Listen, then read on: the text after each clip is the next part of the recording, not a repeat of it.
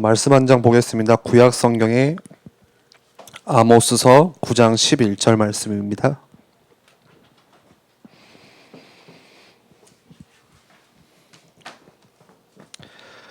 아모스 9장 11절 말씀을 우리 함께 읽겠습니다. 그날에 내가 다윗의 무너진 장막을 일으키고 그것들의 틈을 막으며 그 허물어진 것을 일으켜서 애적과 같이 세우고. 아멘. 오늘 2부 말씀 때도 우리 말씀을 주셨듯이 사단이 하는 일에 대해서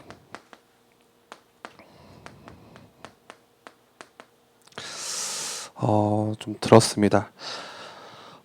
사단은 실제 하고 있죠. 눈에 보이지 않지만.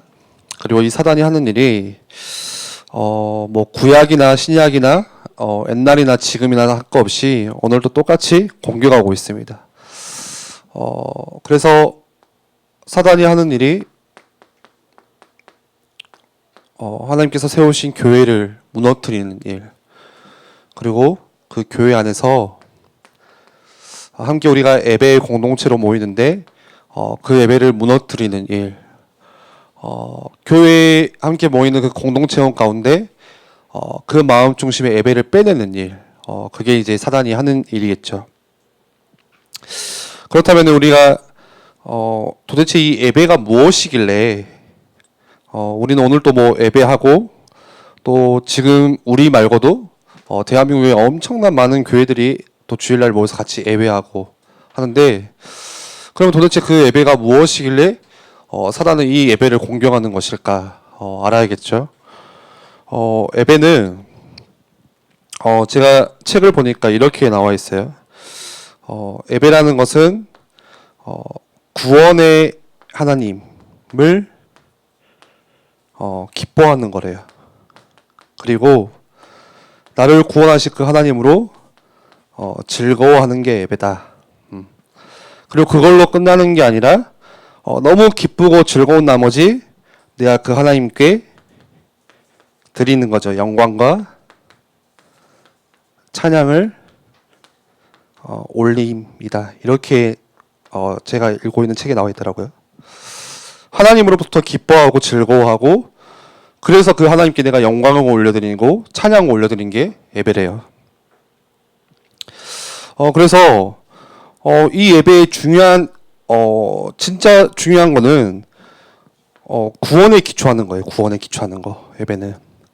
그래서 진짜 하나님께서 하나님께 구원받은 자만이 예배할 수 있는 거예요.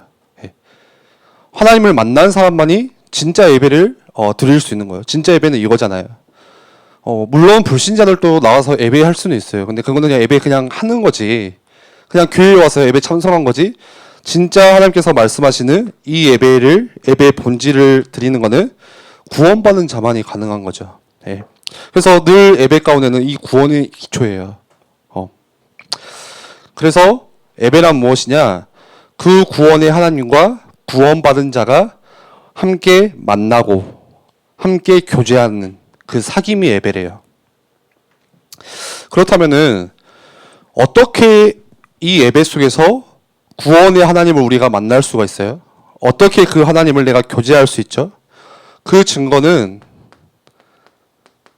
언약 때문에 가능하다고 말씀하세요. 언약 때문에. 하나님께서 아브라함에게 주신 언약이 있고, 또 하나님께서 오늘 나에게 주신 언약이 분명히 있습니다. 그게 뭐죠? 아주 간단해요. 나는 너의 하나님이야, 그거죠. 그리고 너는 나의 자녀야. 너는 나의 백성이야. 내가 너를 이룰 것이. 그게 하나님께서 우리에게 주신 언약이잖아요. 그래서 그 언약을 이루시려고 너는 나의 백성이야. 나는 너의 하나님이야. 이 언약을 이루시기 위해서 중보자 되시는 누구를 보내시는 거예요? 예수 그리스도를 보내시는 거죠. 그 예수 그리스도를 통해서 하나님께서 우리를 먼저 찾아오신 거예요.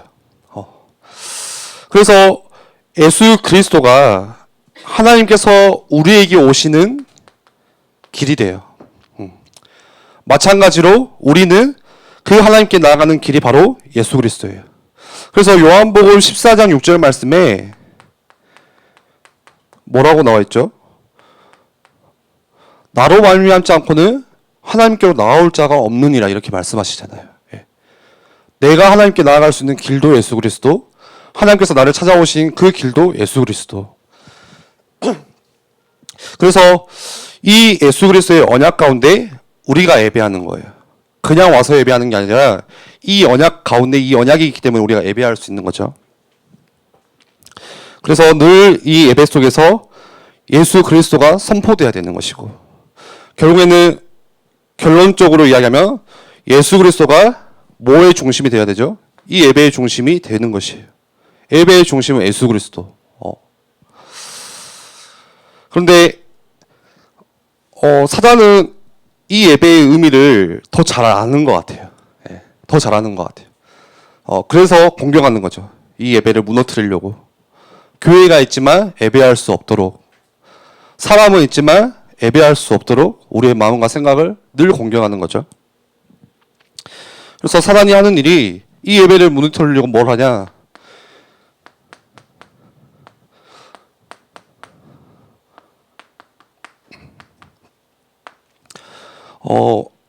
예배의 본질을 모르게 예배의 주와 부를 바꾸는 걸 해요.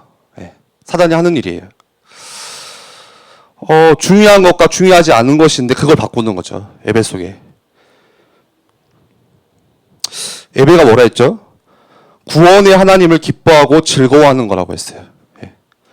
그런데 이 주와 부를 바꾸면은 내가 구원의 하나님을 기뻐하는 게 아니라 다른 것을 기뻐하고 즐거워하는 게 그게 주가 되는 거예요. 그게 사단이 하는 공격이에요. 예. 그래서 실제로 뭐 그런 사람들도 있어요.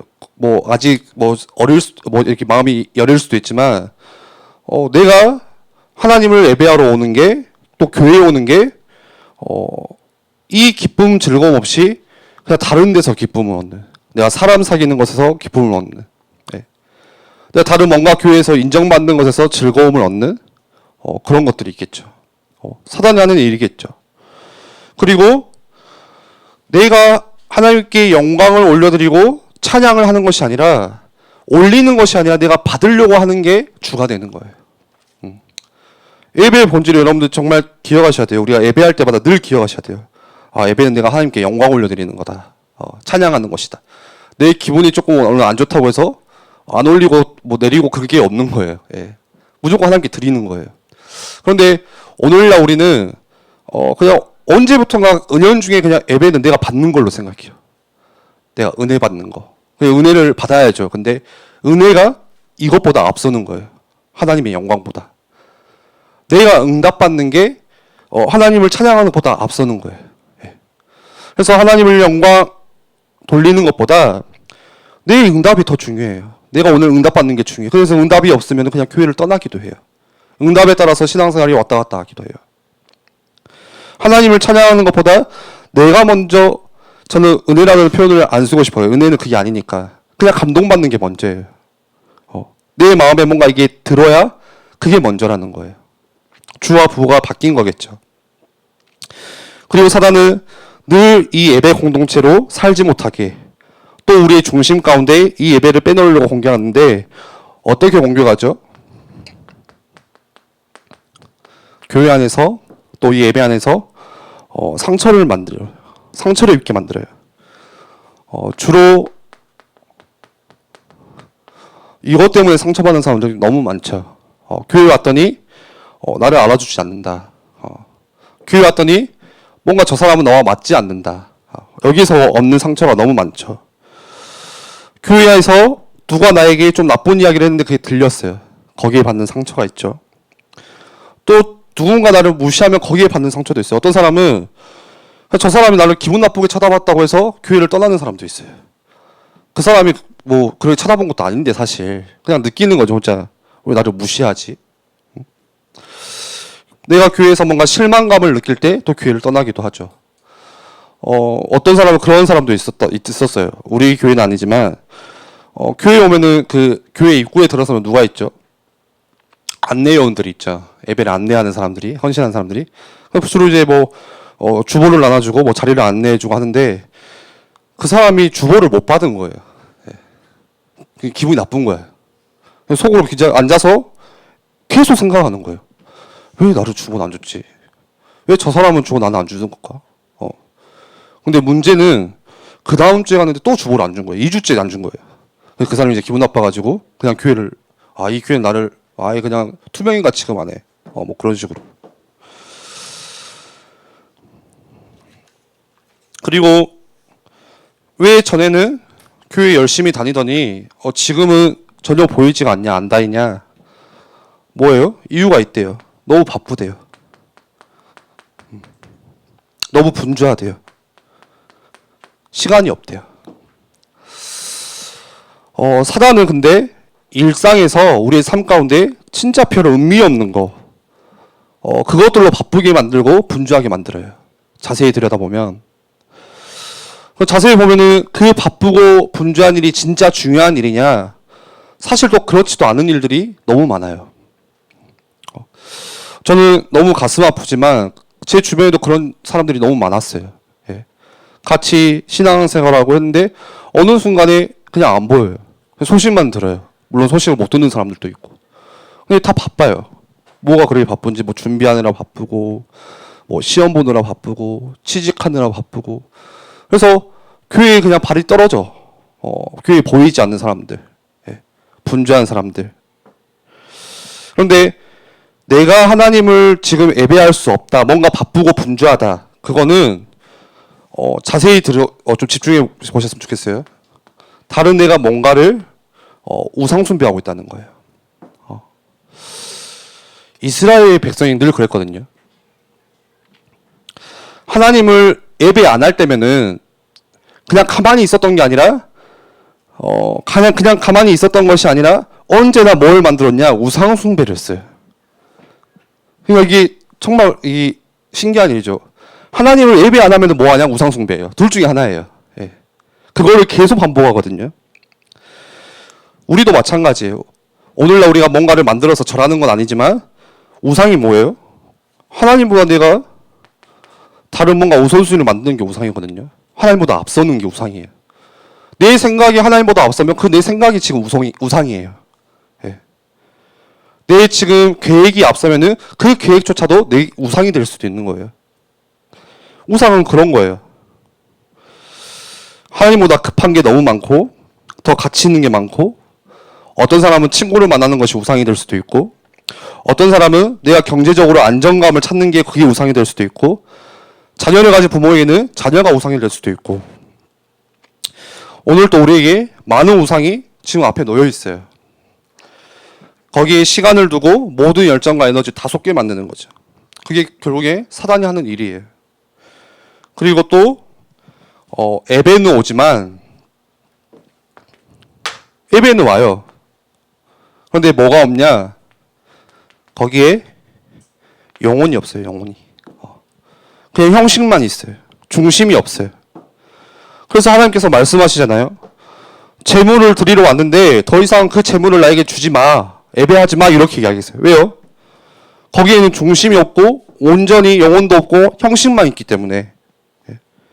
경건의 모양만 있기 때문에. 그래서 바리새인에게 이야기하잖아요.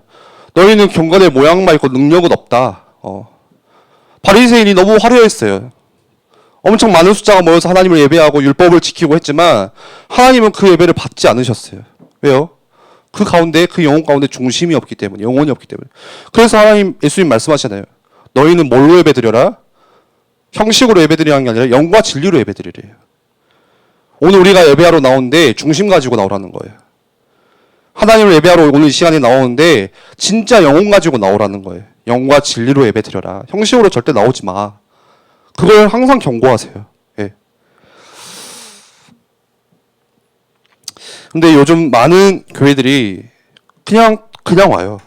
중심이 안 담겨 있는 형식적인 그냥 예배드리다 그냥 가고. 그래서 어떤 사람이 그러더라고요. 요즘에 어떤 예배가 가장 은혜되는 예배냐? 여러분들은 어떤 예배가 가장 은혜되세요? 어떤 사람은 류 목사님이 메시지 하시면 가장 은혜되는 예배, 이제 메신저 보고 판단할 수도 있고. 근데 많은 사람들이 뭐라고 대답을 하냐? 짧은 예배. 짧은 예배, 짧고 간결한 예배가 가장 은혜된대요. 예. 그냥 메시지가 짧으면 그냥 은혜 받고 시작하는 거예요. 그렇게 이제 교회가 가고 있거든요. 그러니까 앞에서 찔리는 이야기도 못해요. 메시지 길게도 못해요. 이제 목사님들이 눈치 보기 시작해요. 어떻게 하면 웃길 수 있을까? 뭐예요? 주어프가 바뀐 거죠. 예. 하나님께 영광 올려드리는 게 그게 아닌 거예요. 어떻게 하면 우리 성도들이 짧게, 굳게 말씀 듣고 은혜 받고 돌아갈까? 왜요? 바쁘니까 빨리 가야 되거든요. 오늘 또 저녁에 할 일이 많아요. 집에 가서. 그 일을 하려면 빨리 또 분주하게 가야 되니까. 사단은 늘 예배하지 못하게 이렇게 무너뜨리는 거죠. 그리고 신기하게 이 예배가 무너지고 나면은 반드시 그 다음 게 따라와요. 뭐죠? 이스라엘의 역사를 보면은 이스라엘은 그냥 이스라엘이 아니라 하나님께서 오늘 우리 교회를 말하는 거죠. 이 예배가 무너지는 시대마다 뭐가 왔냐? 전쟁이 터지고요. 노예로 끌려가고요. 구원받은 하나님의 백성이지만 포로가 되고 속국이 되고. 예. 이상해요. 예배 하나 무너졌는데 이게 따라와요. 예. 항상 변함없이. 오늘 우리도 마찬가지. 오늘 우리를 이스라엘이라 하잖아요. 우리 교회를 이스라엘이라 말하죠. 오늘 우리가 예배가 무너지면은 전쟁이 날 수밖에 없는 거예요. 예. 전쟁이라고 해서 뭐 북한이 미사일 쏘고 그것만 전쟁이 아니잖아요. 노예로 가는 게 내가 꼭 노예로 끌려가야 그게 노예가 요즘 시대에 노예가 어디 있어요? 예, 그렇죠. 그냥 돈의 노예, 예, 세상의 노예, 문화의 노예, 사단의 노예. 그런데 반대로 하나님께서 늘 회복하실 때는 이거를 말씀하시지 않고 이거를 이야기하세요. 또 예배 드려라. 예배 속으로 들어와야 돼. 예배부터 회복해야 돼. 지금 전쟁이 문제가 아니고 노예가 문제가 아니고 너희가 예배하면 돼. 예배 회복할 때 다 회복하시는 역사. 그게 이스라엘의 역사를 보면은 알 수가 있죠. 성경을 보면은 하나님을 예배하는 그런 예배 초소, 예배하는 곳이 몇 가지가 나와요. 첫 번째는 모세의 성막이 나와요. 처음 출애굽해서 모세를 통해서 또 이렇게 가나안을 향해서 가는데 하나님께서 안 되는 거 아시고 우리에게 제사 시스템을 주시거든요. 제사 제도를. 그래서 예전에 담임 목사님이 몇 번 설교하신 것 같아요. 늘 광야를 이렇게 갈 때마다 그냥 뭐 건물 짓고 생활한 게 아니죠. 유목민 같이 텐트 짓고 좀 생활하다가 또 옮겨 다니고. 그렇게 40년 계속 옮겨 다닌 거잖아요. 그래서 항상 제사 지낼 때 뭐부터요? 성막 중심. 하나님을 예배할 수 있는 성막 중심. 그래서 모든 지파들이 이 성막을 바라보도록 장막 텐트를 치고 이렇게 살아가는 거죠. 여기서 어린 양을 잡고 아침과 저녁으로 늘 제사 지내게 만드는 그 시스템을 하나님께서 직접 일일이 다 설명하세요. 예. 매일 아침과 저녁으로. 왜요? 너희가 어떤 피로 나왔니? 어린 양의 피 바르는 날 나오지 않았냐? 그거를 늘 기억해라. 그래서 그 제사를 통해서 피 오르는 연기를 통해서 늘 보여주세요. 그 예배 시스템을 처음 주시거든요. 모세의 성막을 통해서. 그리고 시간이 지나서 하나님께서 그 다윗을 통해서 짓게 하신 다윗이 다 중미했죠. 솔로몬의 성전이 나와요. 그런데 너무 화려한 성전인데 뭐 금으로 벽을 다 뭐 바를 만큼 뭐 도금 말고 진짜 실제 뭐 금으로 그 정도 파워 있었던 시대죠. 그런데 마찬가지로 그런 성전을 지었지만 또 시간이 지나니까 뭐하냐? 우상숭배에 빠져요. 이스라엘 백성이. 또 우상숭배하거든요. 그러면서 다 무너져요. 성전이 다 무너져요. 그리고 또 뭐 한다고요? 예배가 무너지면은 또 노예로 포로로 가거든요. 속국되어 가거든요. 그래서 다시 이스라엘 백성이 정신 차려서 야 우리가 예배를 진짜 다시 회복하자. 그래서 다시 해방되어 나와서 지은 성전이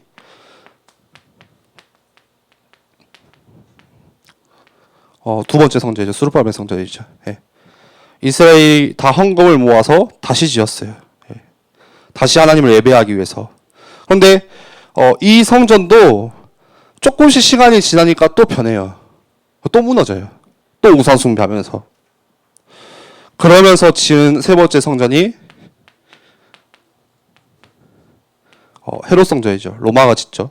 다시는 무너지지 않게. 그래서 80년을 지었어요. 80년을 로마가 공을 들여서. 그런데 나중에 보시면 알겠지만 마태복음 24장 1절에 보니까 예수님께서 이 헤롯 성전 보시면서 뭐라고 말하죠? 제자들이 이야기하잖아요. 저렇게 성전이 지어지고 있어서 너무 막 자랑하고 싶은 거예요. 근데 예수님은 그 성전을 보고 뭐라고 말씀하세요? 내가 다 헐어버리겠다. 다 무너뜨리겠어. 돌 위에 돌 하나 남지 않도록 다 무너뜨릴 거야. 그런데 오늘 아모스 9장 11절 말씀 보니까 모세의 성막하고 이 솔로몬 성전 사이에 하나가 나오는데 그게 오늘 나온 다윗의 장막이에요.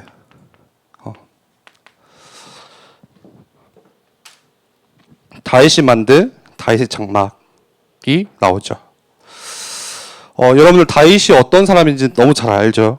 어릴 때부터 하나님을 예배했던 예배자였고 들판에서 양을 치면서도 그곳에서도 하나님을 예배하는 정말 예배를 사모하는 인물이었어요. 그런 다윗 가운데 소원이 하나 있었는데 그게 뭐죠? 내가 왕이 되면은 가장 먼저 할 일, 저 빼앗겨버린 언약궤를 다시 찾아오는 일. 그게 다윗의 소원이었거든요. 다윗의 인생의 소원이었어요.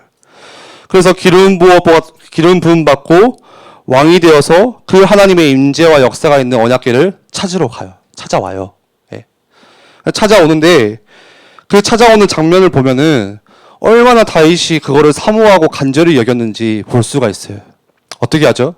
레위 지파를 통해서 그 언약궤를 메고 가는데 얼마나 사모했냐? 7걸음 걷고 내려놓고 예배하게 했어요. 그 수백 킬로 떨어진 그 언약궤를 가지고 오는데 생각해 보세요, 여러분들.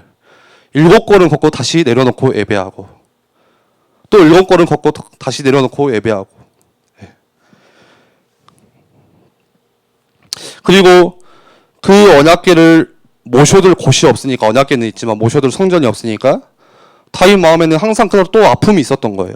소원과 함께. 어떤 아픔이죠? 지금 내가 살고 있는 곳은 궁전인데 하나님의 임재가 있는 저 언약궤는 저 바람 부는 들판에 있구나. 거기에서 오는 아픔이 늘 있었죠. 그래서 다윗의 진짜 소원은 그 언약궤를 모실 성전을 짓는 거.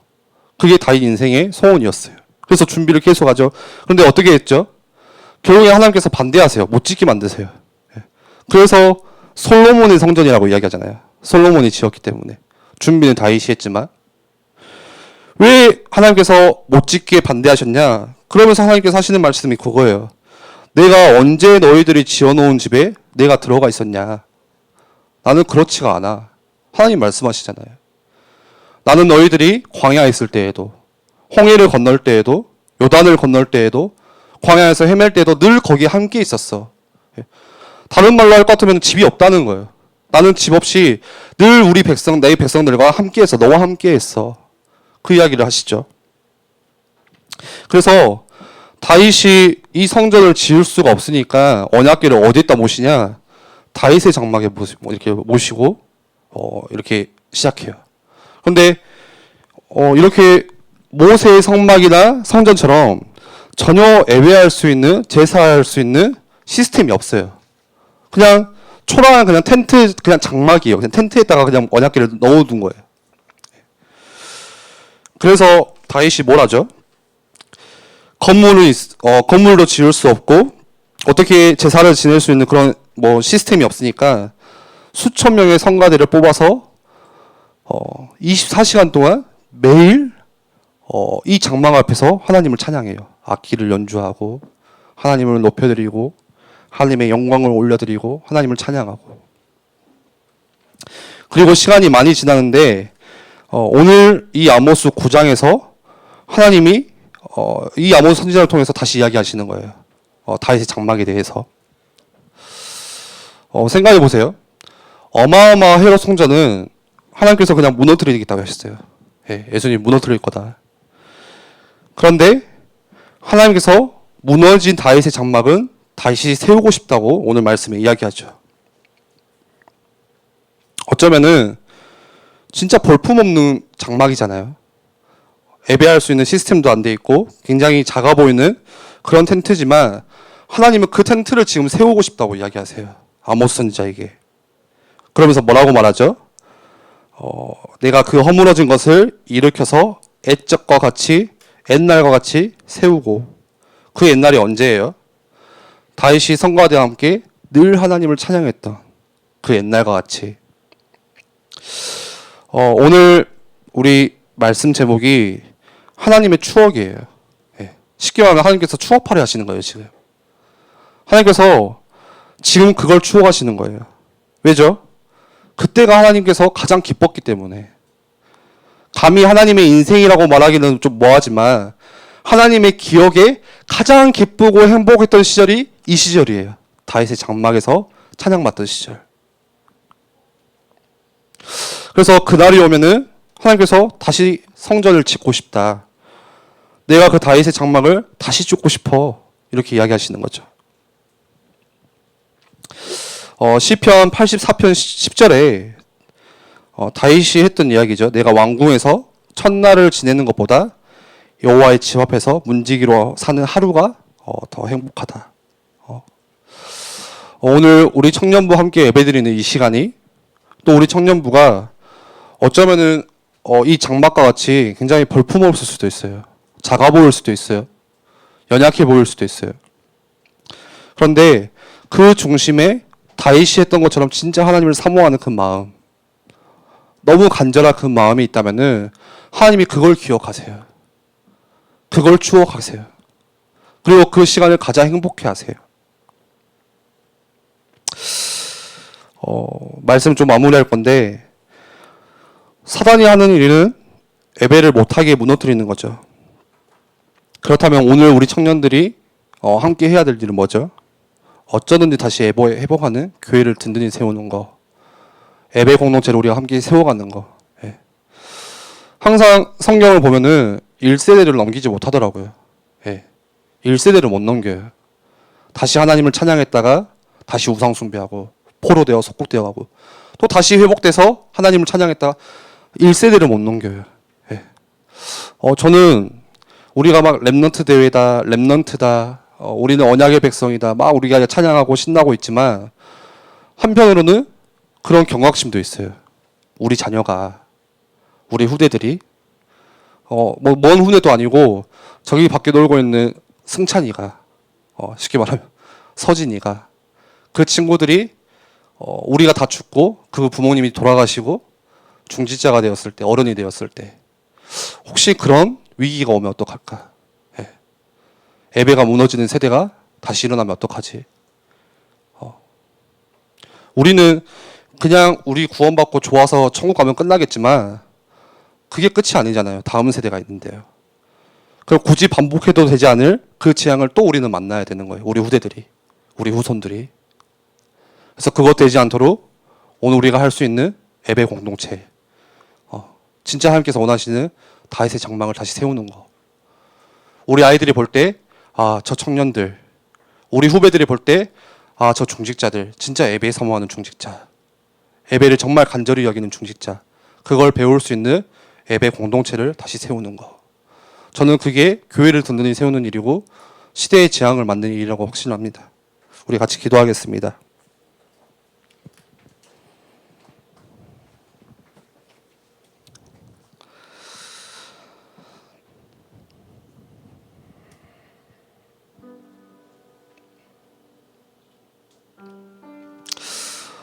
그래서 나에게 이 교회가 마치 이 공동체가 고향 집이어야 돼요. 엄마 아빠 집처럼 느껴져야 돼요. 여기에서 우리와 뛰어놀고 여기서 다시 우리가 회복하고 일어서고 내가 복음을 깨달은 곳, 이 교회, 내가 어릴 때 여기서 자라와서 양육받았던 그 교회, 내가 여기에서 진짜 새 생명을 얻었던 그 교회 공동체, 그 교회가 우리 어머니처럼 느껴져야 돼요. 이 교회가 바꿔서도 안 되겠죠. 우리 같이 기도할 때 사단은 늘 교회를 무너뜨리려고 하는데 정말 우리 청년들이 이 교회를 든든히 세우는 일꾼으로 설 수 있도록, 오늘 다윗의 이 영성, 또 이 다윗의 장막같이 하나님이 정말 그리워하고 추억하고 기억하셨던 그런 다윗의 장막이 우리 가운데 다시 세워질 수 있도록, 정말 예배를 간절히 여기는, 우리가 언제나 또 힘들고 어려울 때 엄마 집에 가고 싶은 것처럼 다시 교회에 찾아와서 하나님의 예배할 수 있는 그 마음 중심 우리 가운데 정말 회복될 수 있도록 우리 같이 함께 기도하겠습니다.